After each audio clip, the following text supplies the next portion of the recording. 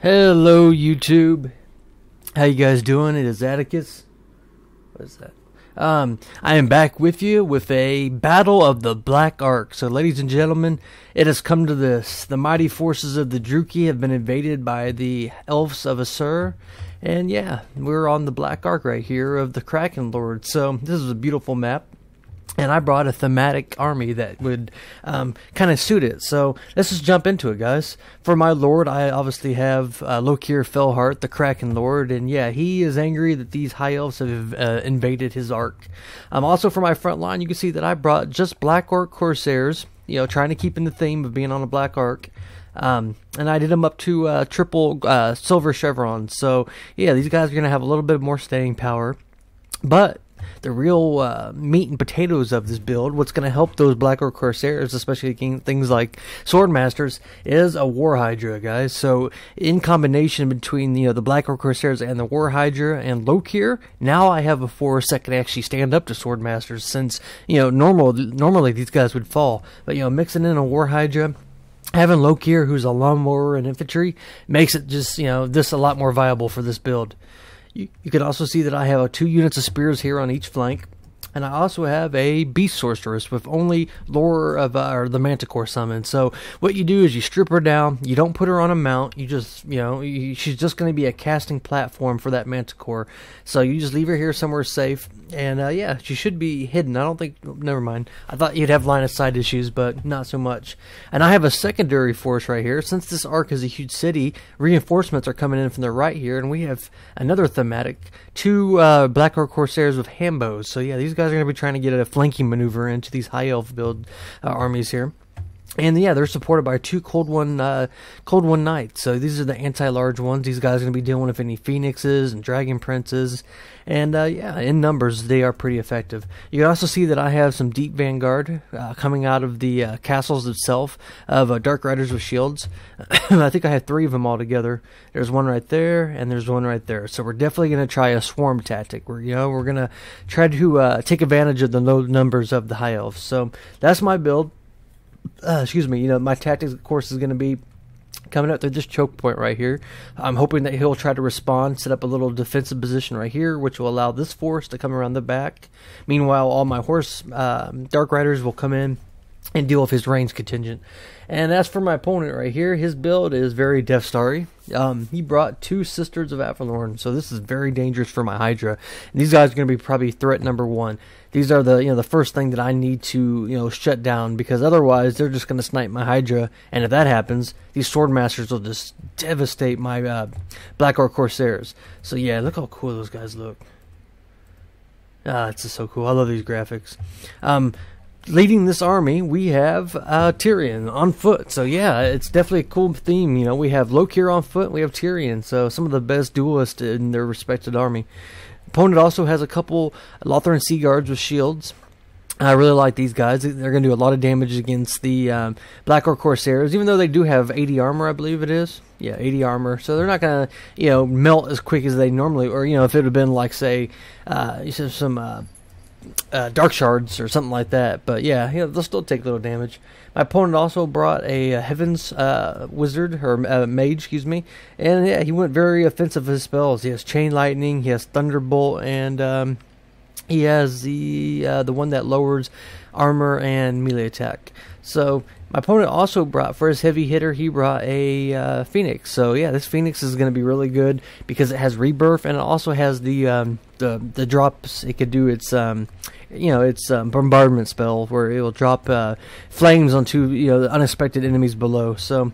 And for his calf contingent, my opponent brought just 1 unit of Silver Helm. So yeah, he's really going Death Starry, and it's going to really come down to me getting this round. If I can shut down these 2 archers right here, he doesn't really have an answer for the War Hydra.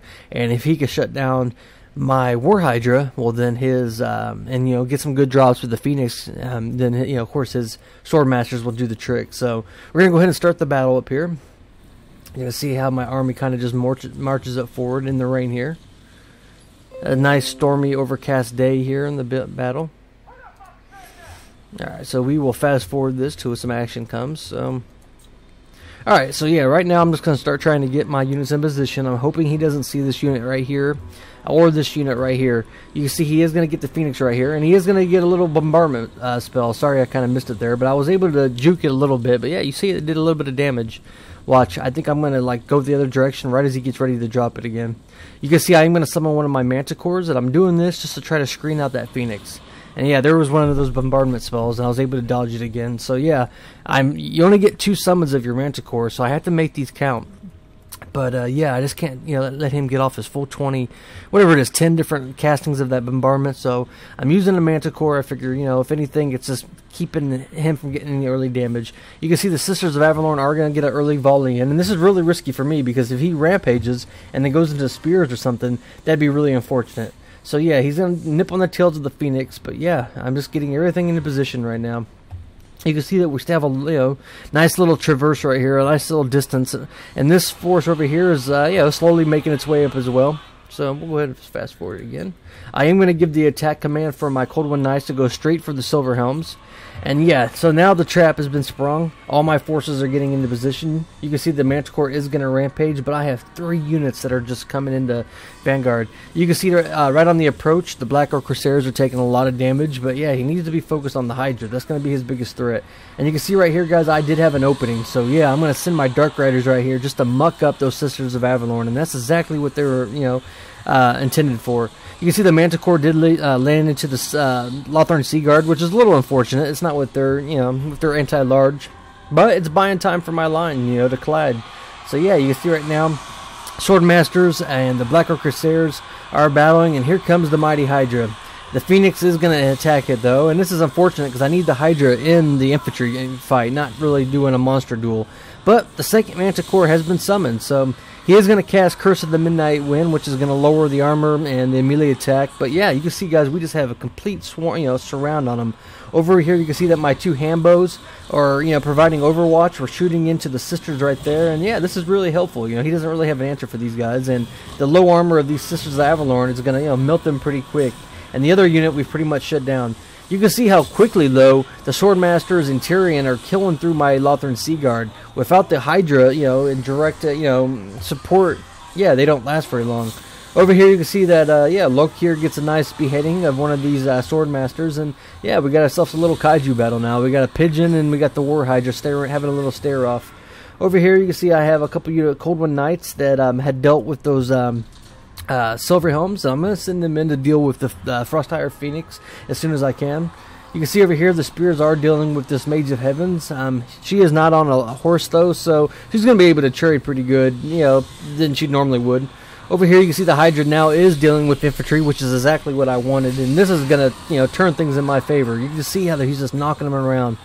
Over here you can see Lokir and Tyrion are having their duel with their bodyguards. You can see a couple Black Orc Corsairs fight next to their lord. There's a couple Swordmasters fight next to theirs. So yeah, very thematic, very cool. Yeah, I'd like to see a movie with these 2 guys. Over here you can see that all my Dark Riders and my Pigeon, or excuse me, my Manticore have just, we've mucked it up as AI. We're just, keeping his archers from being viable. And you can see over here, yeah, these 2 Hambos are just shooting these guys in the back, and this is what they excel at. They force your opponent to have to chase them or just take the damage and just ignore them. Over here you can see that I have some Cold One Knights now who I'm going to decide to storm in to these Lothern Sea Guard right after doing an attack from the Hydra, getting that really good breath attack. And you saw I hit it from the side, so it just destroyed those guys, and you get like 3 charges of it. So it allowed the leadership to tank, and for it was perfect time for my cavalry. So as soon as they hit, it would chase those guys away. Over here in the battle, you can see that Lokir is he's taking a little bit. Tyrion is a little bit of a better fighter, you can see, but yeah, he's giving as good as he could get. And you can see that the Sorceress is now in the battle as well, supported by a unit of spears. So yeah, Tyrion is heavily outnumbered. You can see over here that my 2 Lothern Sea Guards with Hambos are coming in to reinforce the center pocket. Opponent still does have a Swordmaster right here. He has the Sisters of Avalorn, which aren't no joke in melee, and he has these Sea Guards. So yeah, if all my units break and these guys are allowed to provide overwatch, that's going to be trouble for me. And you can see I still got the Hydra at half health, and yeah, my opponent's going to get a really good Thunderbolt right into the center of my forces. But yeah, Tyrion is in, he's getting really low, so he does have the mage right here. But yeah, between the two lords hitting him, he's not going to be alive. And I wonder if he brought the Heart of Everlorn. I don't know if it would show it in his tooltip. You can see my opponent is getting some Overwatch in from those sisters right now. But yeah, guys, we did break Tyrion, so this is really good for me.